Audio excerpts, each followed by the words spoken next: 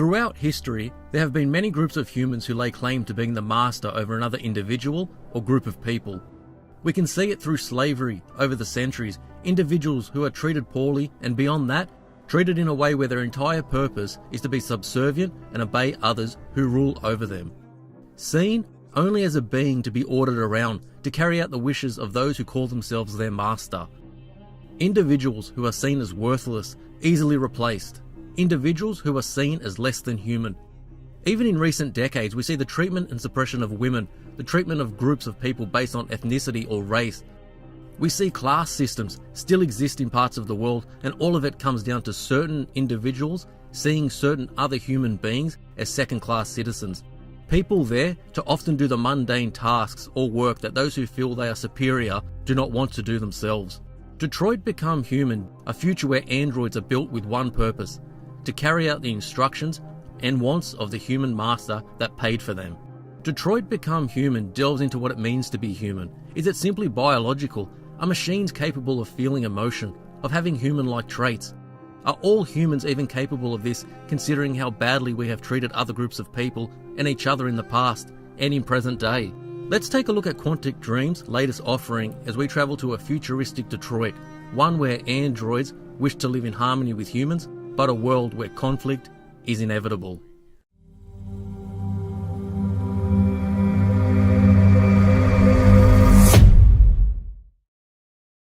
Detroit Become Human follows in the footsteps of Heavy Rain, whereby we follow multiple characters, in this case 3 different androids, as we play through their individual stories.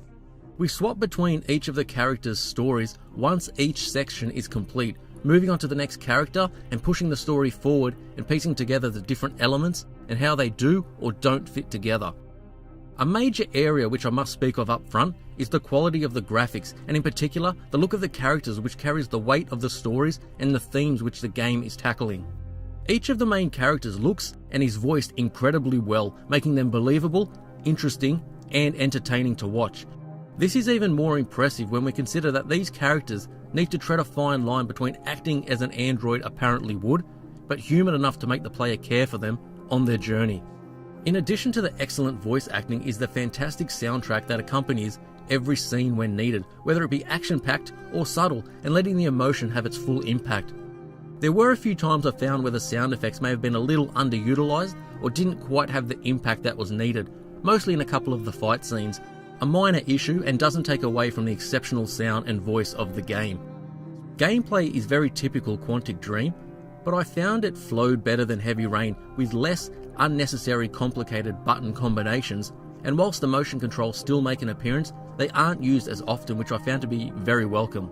Being the type of game such as it is, don't play it thinking you will have a lot of gameplay to enjoy, as often you will be watching, not doing. This is an interactive story where players are tasked with particular button presses at certain times in a very linear world.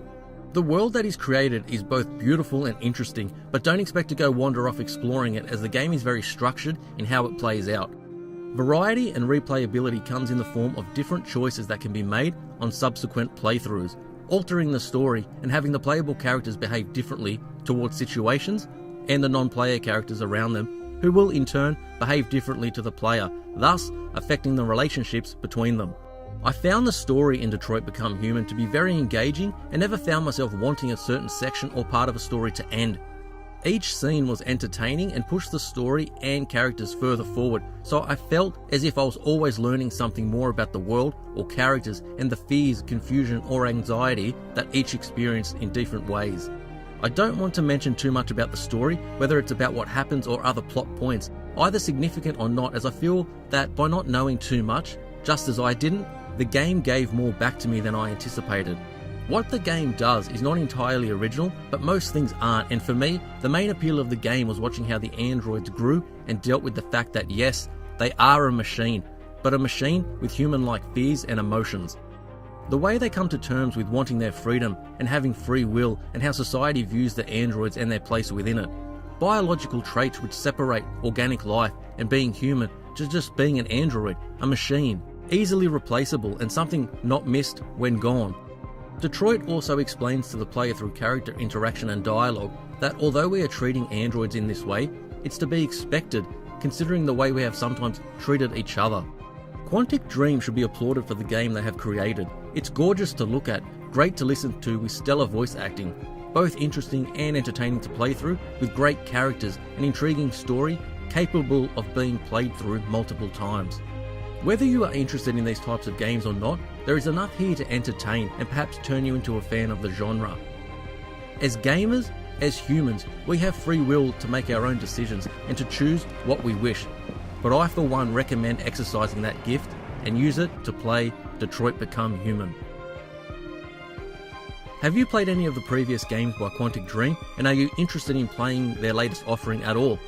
As always, make sure to let me know down in the comments. Give the video a thumbs up if you enjoyed it, and give it a share too, as it really helps when trying to grow the channel. Hit that subscribe button, and I'll see you next time on MaxPowerPlay.